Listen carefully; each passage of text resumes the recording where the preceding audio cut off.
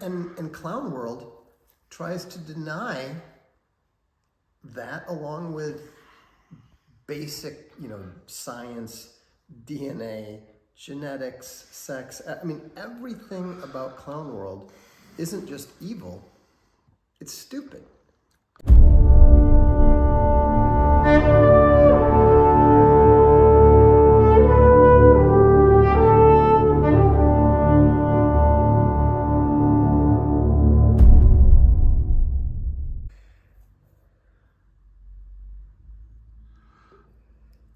Vox Day, good morning. Good morning. Now, every time we meet, the world seems to open a new front in war. Yeah, it's really crazy, the headlines today. I'm still trying to wrap my head around the idea that bombing a hospital is impossible and wouldn't be done after more than a solid week of we're going to nuke, pave, and ethnically cleanse all of Gaza. Well, it's called surgical strike. It's so 1991. Well, I had a really fascinating conversation with some folks in Israel recently.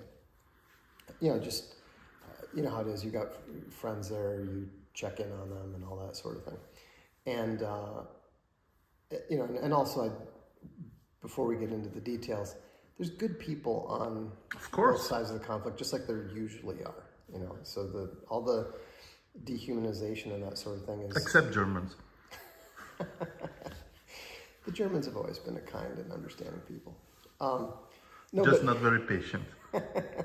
But the thing is that it was really striking to me how out of touch the Israeli PR has been this time around.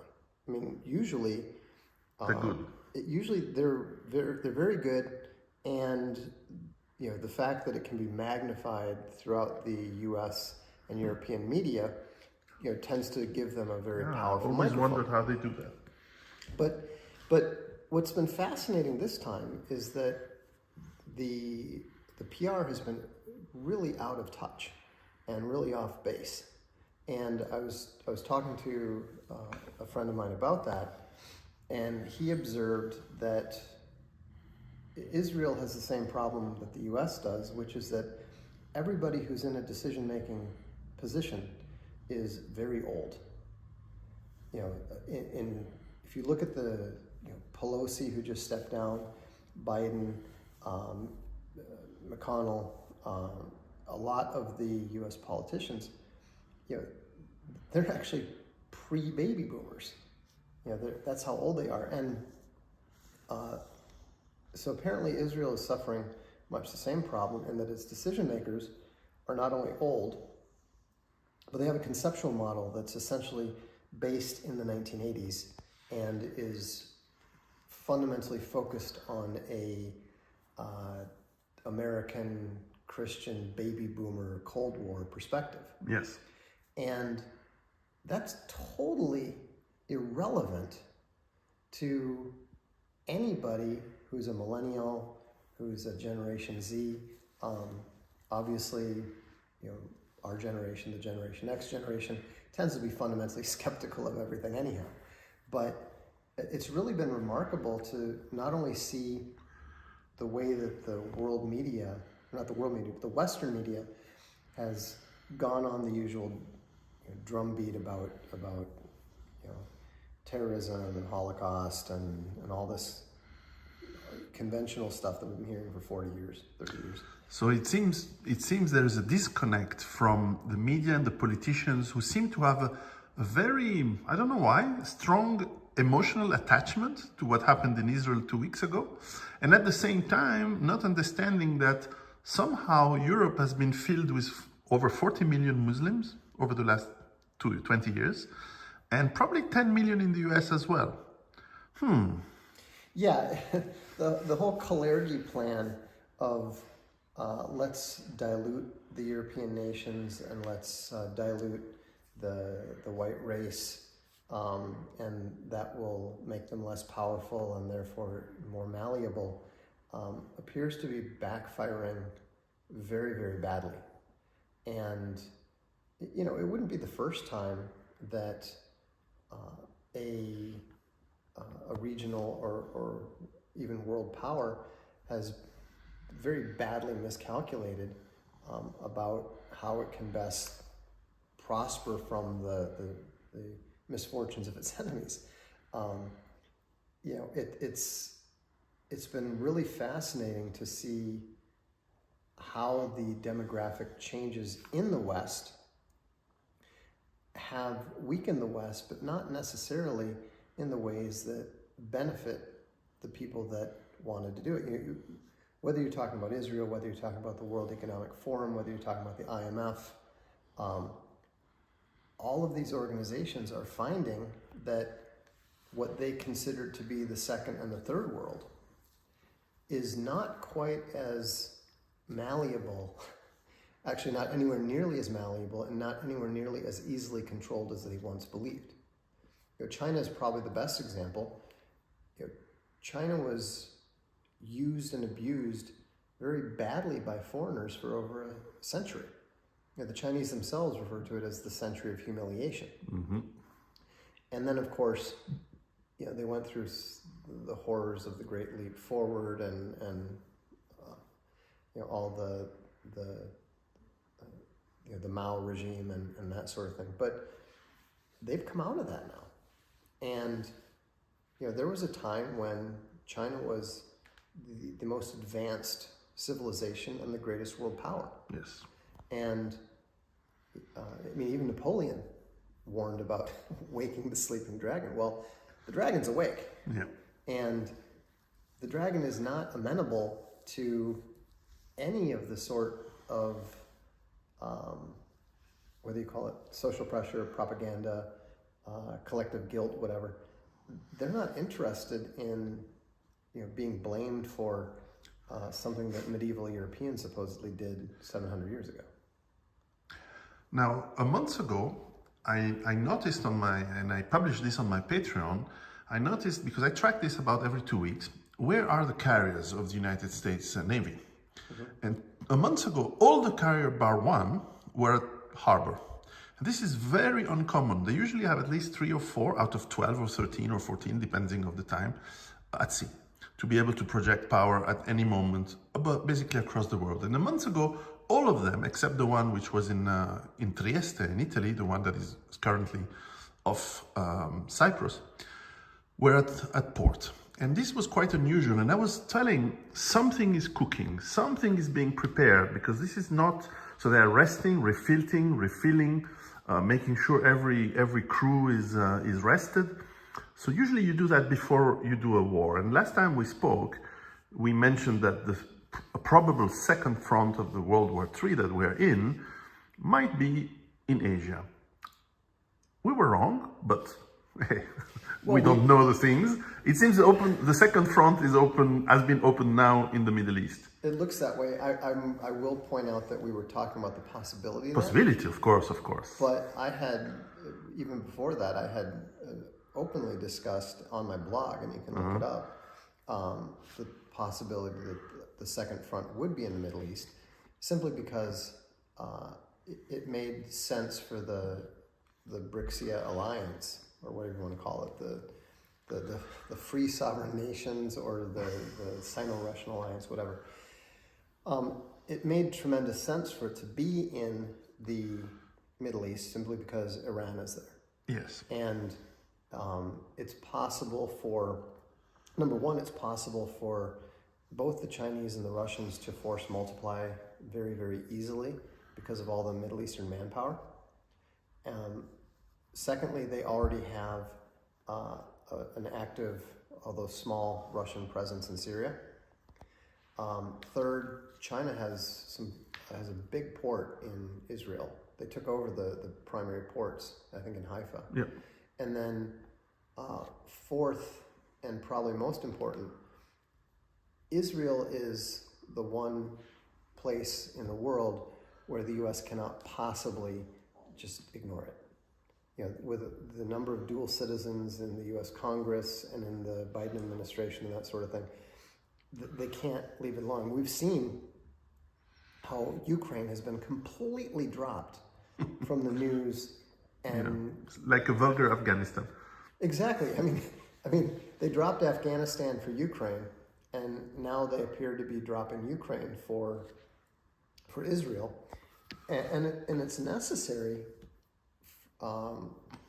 from that point of view, because if you look at the demographics, I was discussing this with someone just the other day, just 2 days ago, I think. The demographics of the Middle East are very, very different than they were in 1973. Yes. Israel has 9 million people. Iran alone has 90 million. Yeah. And even though the IDF is a... And Egypt 100. Oh, yeah, and Egypt even more. And Saudi 50. But when you look... But the reason that Iran is the most important is because Iran is the most militarily formidable. People talked about the IDF's great success against the Arab nations historically. That's the point. Right. But what was the casualty ratio? It was around 5-1, 6-1 at most. Well, Iran in the 1980s suffered 500 or 600,000 killed in the war with Iraq. That didn't destabilize the regime, and Iran did not surrender. It was considered to be basically a bit of a stalemate. Yeah. The point is that if you have 90 million people, you're willing to, your society is able to accept 1 million soldiers lost. It doesn't matter if your enemy is capable of, a 6-1 ratio. It does not, indeed. I mean, if you just do the math there, you can see that Israel can't hope to win. That's its entire military right there. And so that's why the U.S. Can't afford to be seen as not weighing in heavily on the part of Israel, or it becomes a fait accompli. Now, before talking about Gaza again, while we're on the Iranian subject, let's assume that the war that for sure the neocons, whether they are in Israel or in America, want with Iran, which was the whole point about the post 9/11 attacks on Afghanistan, and the hidden goal was hidden in plain sight was obviously once we neutralize Syria and Libya and all these countries, then the prize will be neutralizing Iran, right, taking the resources, bringing, of course, that was the most important thing, bringing democracy. How would you, if you role play both sides, let's start with Israel, how would you strike or attack, or how? Because there's distance, there is a very dissimilar weapon systems, how would you attack Iran, and for what purpose? Well, the primary purpose of Israel's focus on Iran and the neocons focus on Iran, which is, as you're correct, has always been the point. Michael Ledeen used to end every column on National Review with "faster, please," and what "faster, please" meant was war with Iran.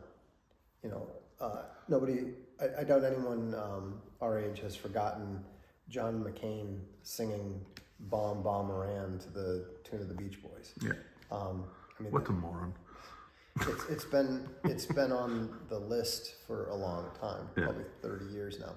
And I think the primary reason is that Iran being Persian is dangerous in a way that the Arab nations are not. And will never be. Yeah, you mentioned Egypt. Israel, despite the fact that they have 100 million people, Israel's not afraid of Egypt. No. Israel's not afraid of, they've learned to respect Hezbollah, but they're not afraid of those countries the way that they're afraid of Iran. And the Iranians tend to be highly intelligent. Yes. They're obviously technologically capable.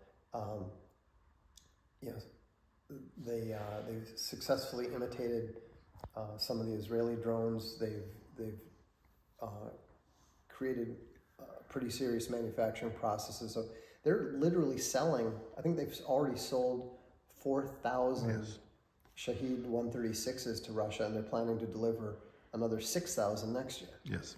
So, and that doesn't even begin to get into, those the smaller drones that are proving to be so effective against armor in Ukraine. And so you put all those things together, and frankly, I don't think that in a direct war between even just Iran and Israel, I don't think Israel can win that. Yeah, because when you read some of the projected plans, striking, even if you refuel most of the planes, you cannot mount a huge air armada to bomb any targets in Iran. Plus, the payload you can deliver is fairly limited.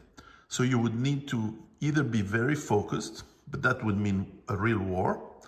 But to do one, a blow here, maybe you blow up a factory there, maybe you decapitate part of the government, but it's very distributed in Iran. There's a lot of cities, and the air defense systems of Iran have been sold by Russia recently. This is not Iran of 2001. 20 years have passed. Much less like 1983. Oh, of course.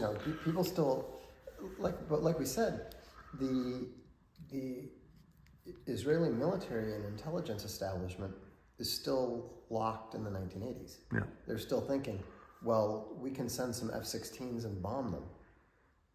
So what? Yeah. I mean, if there's one thing we've learned from the last 30 years, it's that very little is accomplished through the air alone. Yeah, and you wouldn't be able to do a campaign like has been done the last week in Gaza, where there is really zero distance.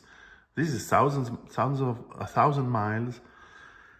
And again, there's not so many planes that can fly that, even refueled, or as some will speculate, maybe air bases in Armenia or Azerbaijan could be, or Georgia, have been imagined to be. But even then, and this is probably why Iran doesn't have a bigger air force, because air force is like mechanized, like tanks. We're in a force where it's been neutralized. At this point, the shield is stronger than the sword. Yeah, at this point, and we haven't even gotten to the point where they've developed laser-based air defenses, which we've discussed before, is going to render air combat essentially, irrelevant. I mean, we've already seen in Ukraine how irrelevant the air cover is. Most of the damage being done on both sides is mines and artillery. Yes. And they can't even, when they're firing missiles and that sort of thing, they're having to do so from deep within their own territory, hiding just above the treetops, because even poking their head too high in their own territory is too dangerous. So that excludes, of course, land war, because I don't see the logistic of Israel pushing armored divisions across Iran, it is impossible at this point. Right. And likewise, I don't see Iran doing the same. Seems impossible as well. Well, the difference there is that, I mean, Iran has obviously some level of presence in both Syria and Lebanon. And so, they have an ability to act through Hezbollah and directly with their own advisors. Sure, but it's not a big offensive. No. Push. Definitely not. Possibility. And the thing is that I think that Iran and the Arab nations have learned a lot from watching both China and Russia. China has been at what it calls unrestricted war with the U.S. Since 1999, and your viewers can read the book. It's literally called Unrestricted Warfare. It's a phenomenal book. It's a very good book. Yeah, written by two Chinese colonels, and they came up with a plan to just basically say, look, we can't go directly against the United States in its areas of strength, so we need to be patient and we need to focus on other areas. And they've done that.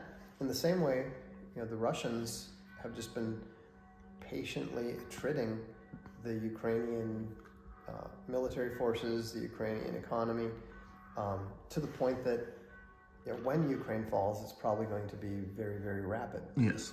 And so, Clown World, which governs the West and also governs Israel, is corrupt at its core. Yeah. It's literally cancerous, and like cancer, it has to grow to survive until obviously it kills its host.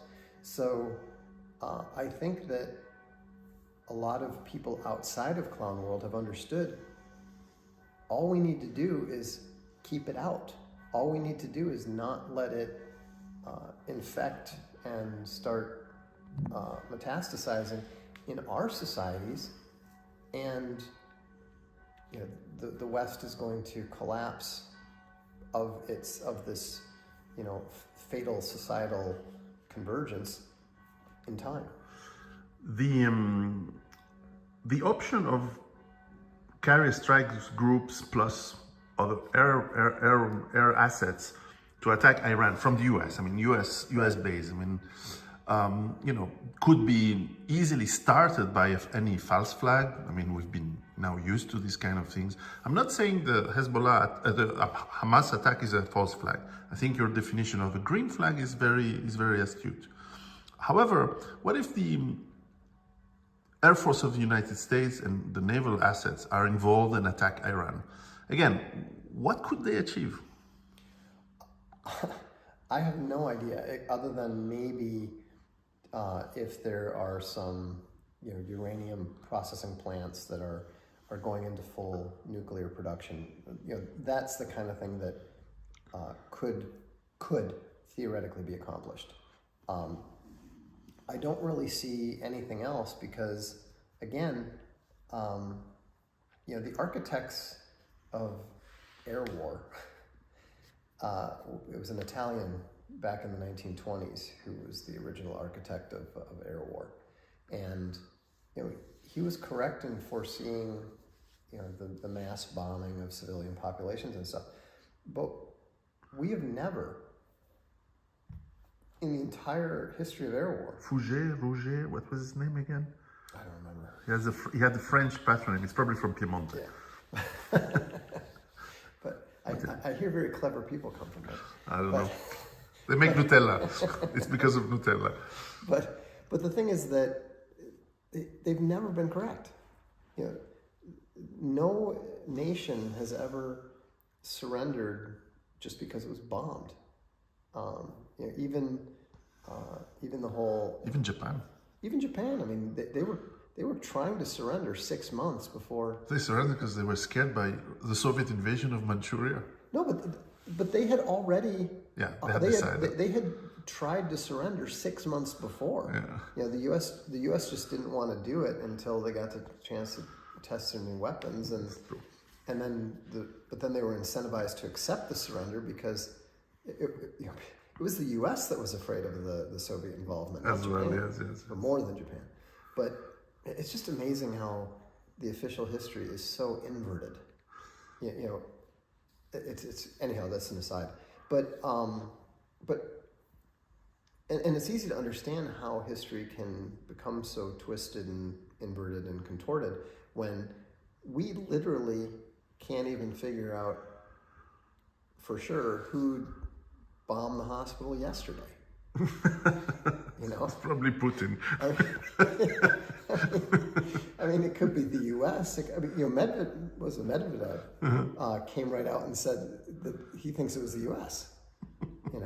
And speaking of green flags and false flags, and for the benefit of your viewers, green flag is a term meant to indicate that the party, it's not a false flag. The party that supposedly was responsible for it did actually do it, but it was permitted, the attack was knowingly permitted to happen by the victim. So it does look like Pearl Harbor. Yeah, well, I think that that's the propagandists being very clever and saying, and if you're saying it's our Pearl Harbor, it's our 9/11, you're pretty much coming right out and saying, yeah, we knew about it and we let it happen. You know, it's not quite as bad as saying, it's our Maine, it's our Lusitania. Yeah, that would have been bad. that's giving. I mean, I think for future generations, Yeah. they're going to look at Pearl Harbor and 9/11 the same way that we look at the Maine and Lusitania and Fort Sumter. You know, we know now, everybody knows and understands that those were green flags at best. Now Gaza, bombed by really a lot in the last week, turning it, in light of a possible ground attack, into a big Monte Cassino. And for people who know, maybe you will remind us the interesting tactical mistake that the U.S. Air Force did in the 9th Air Force did in the Mediterranean. Yeah, if you want to attack a position, don't turn it into rubble, because rubble actually tends to be a better fortification and much harder to enter than standing buildings. Yeah. Monte Cassino, which it was a bit of a tragedy. It is. Because it was a beautiful... It's a crime almost. Yeah, I would actually consider it to be an architectural war crime.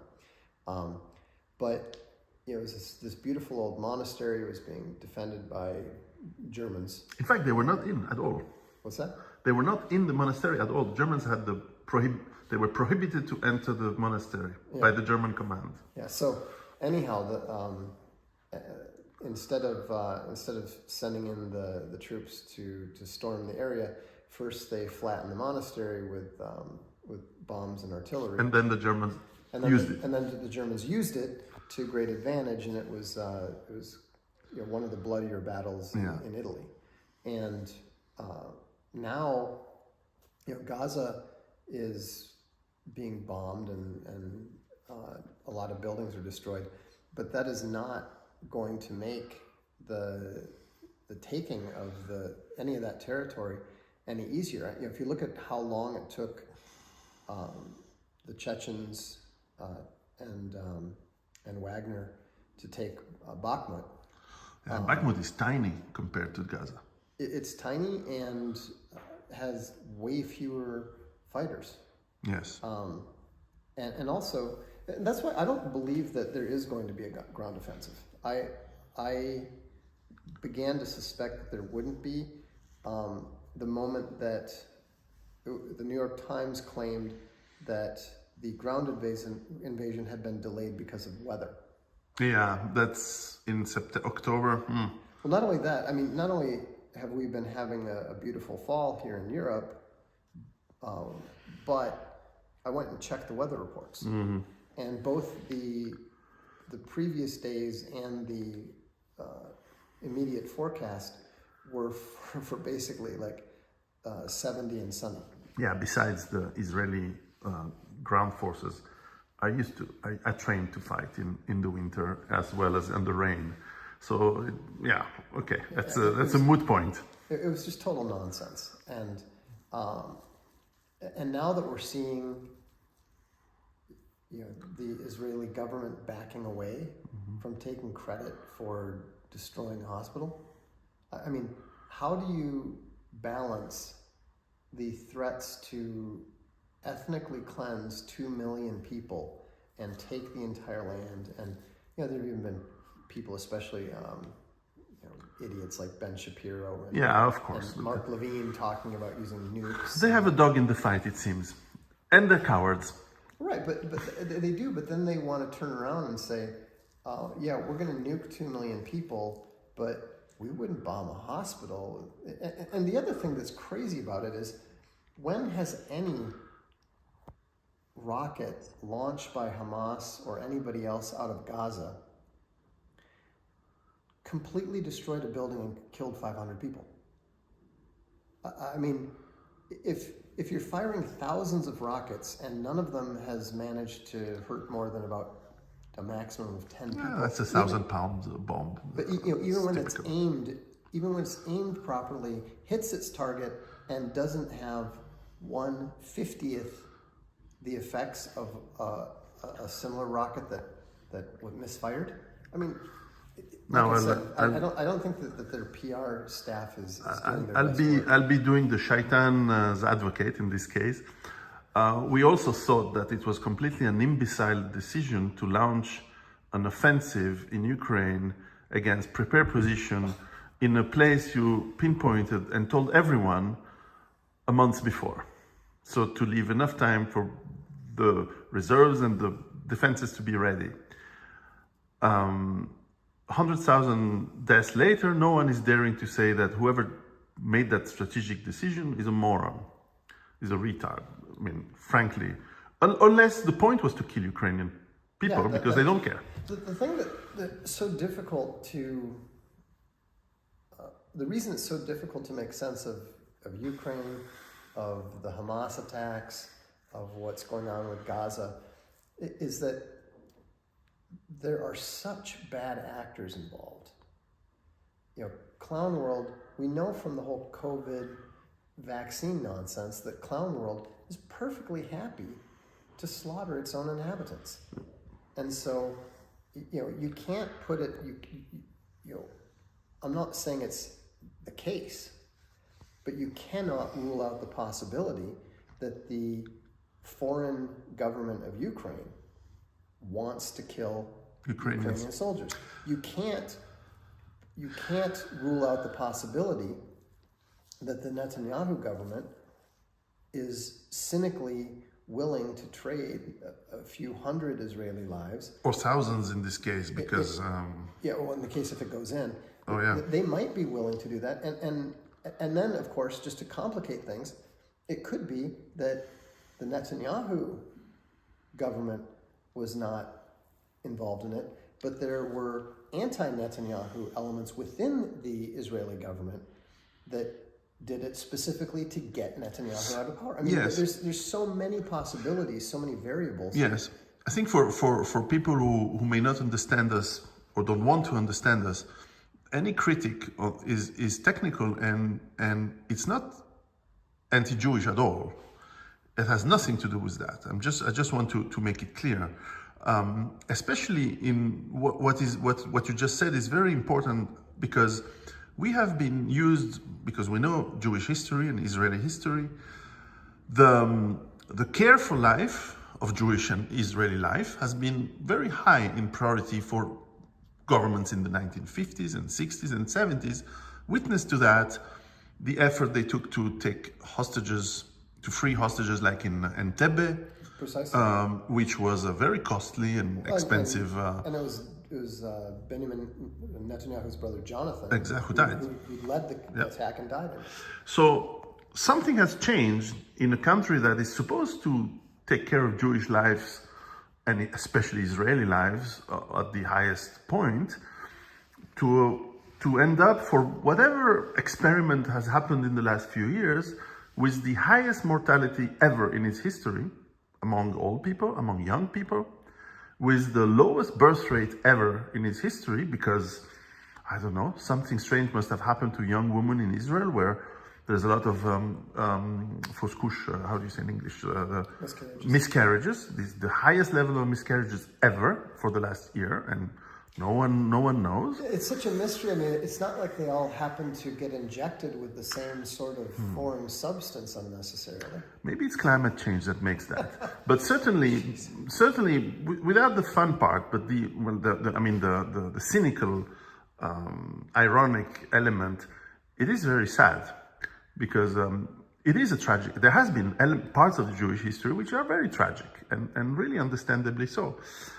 So today, this is shocking, at least for me, because as you know, I've been traveling, and we have now common friends over there, and I've worked in Israel, and it's very tragic when you hear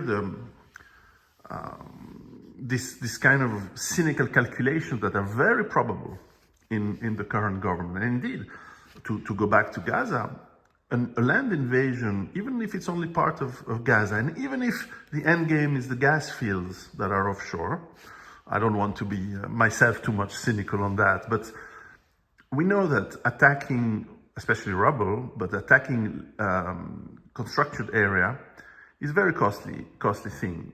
Witnessed recently Fallujah, and we don't even have to go to Stalingrad and all those places. Right.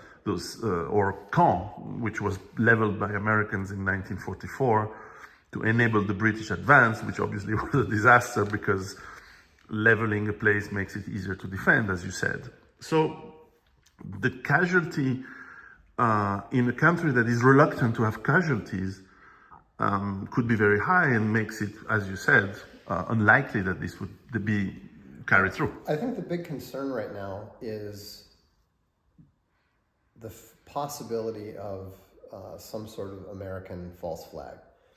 The U.S. government regularly engages in false flags or green flags before it gets involved in a military situation, because the American people are far more reluctant to get involved in foreign wars than their government usually is. And so I was very uneasy when I heard that the two carriers that were sent to the Eastern Mediterranean were the Ford and whatever the other ones. It's basically the two least valuable U.S. carriers. One is old, and the other one has just never worked properly. And so if there are carriers that would be deemed expendable, it's those two. And then, on top of that, the fact that the octogenarian, dementia-addled supposed president, Joe Biden, who I do not believe was actually elected. Yeah. But we won't get into that. No. What I'm saying is that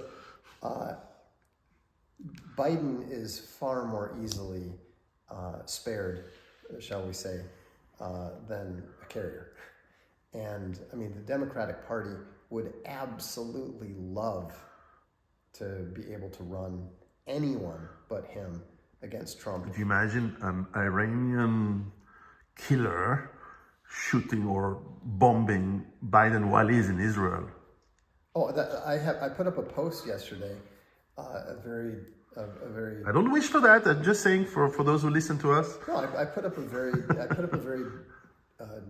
darkly humorous post yesterday called "Remember the Biden," and I mean, but we can't ignore the fact that from the days of the Maine being used to justify the Spanish-American War, from the days of Fort Sumter being used to give the Union an excuse. Tonkin incident.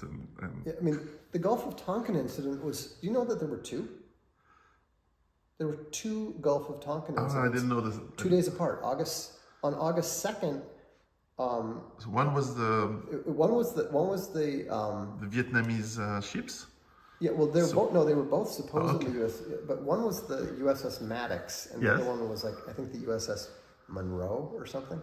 But 2 days later, and the thing is that at least with the one incident, there actually were North Vietnamese torpedo boats, and they did actually engage in a little bit of back and forth with the destroyer. Now, don't get me wrong. Keep in mind, these are little torpedo boats, and you've got a big U.S. destroyer.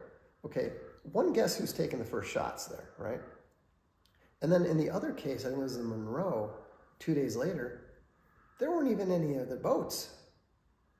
The sailors on the ship were like, we didn't even know nobody shot at us. Nothing happened. Yeah. But they got so little mileage out of the first fake attacks that they went and invented them. And literally, and here's what's so crazy about these things. And it's easy to recognize the patterns. After the second fake Gulf of Tonkin incident, You had Barry Goldwater, who was supposedly very anti-war, who was doing the whole, we are at war. Like, pretty much any time you see a politician looking very serious they and have saying, hard-ons for we are wars. at war, it's Yeah, until they end up in a bunker and shooting themselves the day after they get married. That's weird. No, but seriously, this is the war is like the first refuge of a scoundrel. Yes. And politicians are scoundrels. No question. And so, there's this sort of theatrical, excessively dramatic way that they do it. And it's that phrase, like, we're both writers. We know how easy it is to discern when something is genuine or when it's not. Because when people are making stuff up, they tend to rely upon movies that they've seen, influences. It's not coming from the heart. And so when you see that very, Netanyahu did it just last week, the whole, we are at war. But we're not actually going to do anything that, you... Just don't put me into jail. Yeah. No, but it's sad. It's really sad. Because people fall for it because of emotions. Well, but people have been falling for it clearly for centuries. But you see, I'm sure there were probably. It's so bad that it's at the point now when I'm reading history and you're reading about how Marius defended Rome against the German tribes, and I'm thinking, it wouldn't shock me. Maybe paid them to invade. Yeah, like the German invasion was like one tribe of led by a German chieftain who's his friend. Well, they had a few victories in that. The Germans had one or two little victories in that war. But by the way, we are in a special room with this guy who doesn't look like Joachim Phoenix at all. And of course, some imperial French flags here. And it seemed to me that whatever ruthless Napoleon Bonaparte was, however ruthless he was, at least he didn't go into clown world in trying to manufacture. He was basically saying, for the glory of France, we're going to make war again against Prussia or Austria, and because I want it, and that's it. And Right. Trust me, I know what I'm doing. And people would follow him. Right. And they had to anyway. But they would generally following these kind of people at the time. They didn't have to lie. They didn't have to manufacture, at least, or so I think, so many of those. And I'm sure most of the legionnaires of Marius and Caesar, they just followed the guy because the guy had balls, and because they knew it would have been, there would be profit to be made and glory and fun. Right. So I don't know. The fundamental issue I have with this clown world is that it's not working. Well, Besides the ethics element. yeah, Of course. the fundamental issue I have with it is that it's satanic. Yeah, but at least you see what I mean. You can respect a satanic, smart and efficient system. At least you can have some sort of respect and say, like, wow, at least you achieve your goals. But it's not achieving their goals. Well, at all.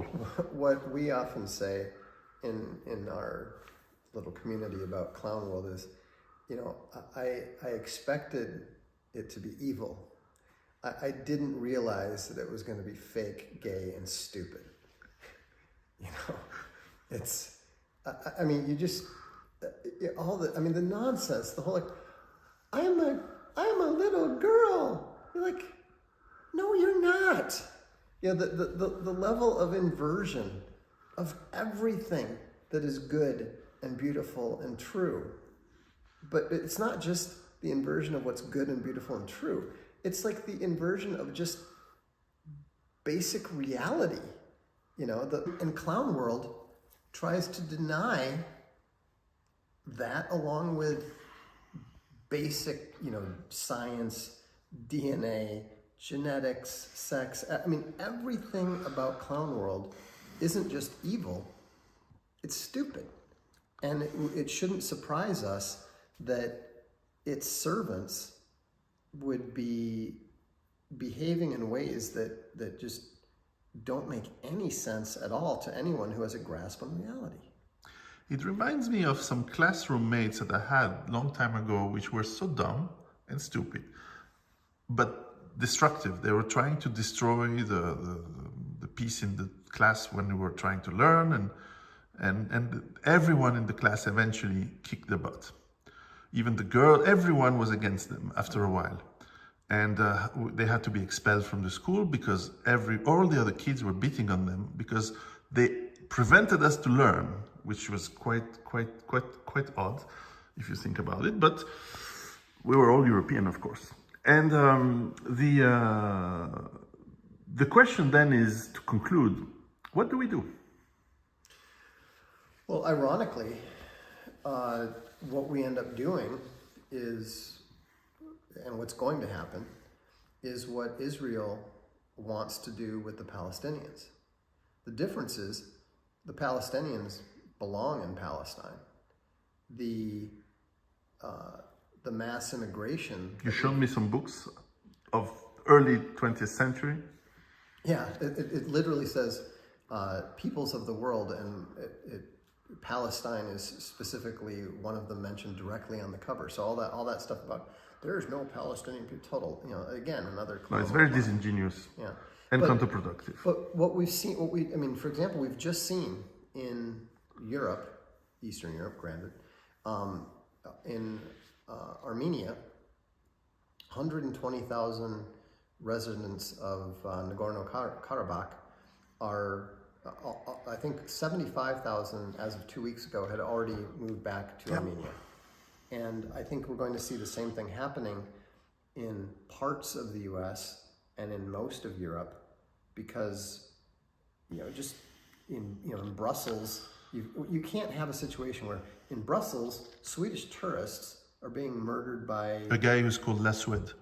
It's very funny, in fact, if you get it. For people who speak French who listen to us. But it's just the whole, of course, the whole concept, the whole multicultural concept of the last 50 years is going to not just be rejected, but it's going to be rolled back.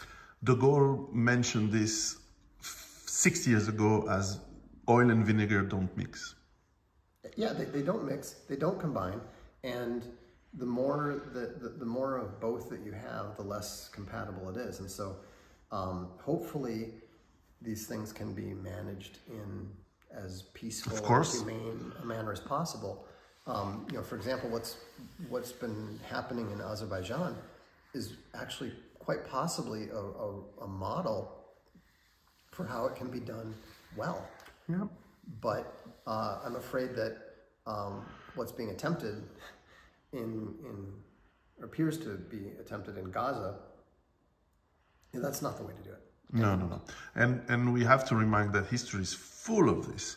India, Pakistan, the Japanese families living in Taiwan, in Korea, had to love exactly the Germans living in East Prussia having to leave by millions. I think it was 7 million who moved in 45 in the winter. 1 million died. Amazing numbers. Of course, the Native American Indians moved until the Pacific shores almost. It happens a lot. Yeah, unfortunately, but we're living in interesting times, and I think the important thing is just to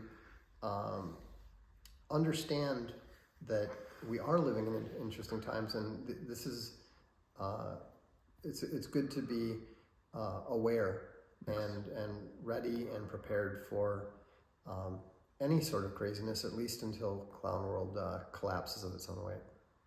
Which it will inevitably. One hopes. Vox Day, thank you very much. Thank you. Ciao.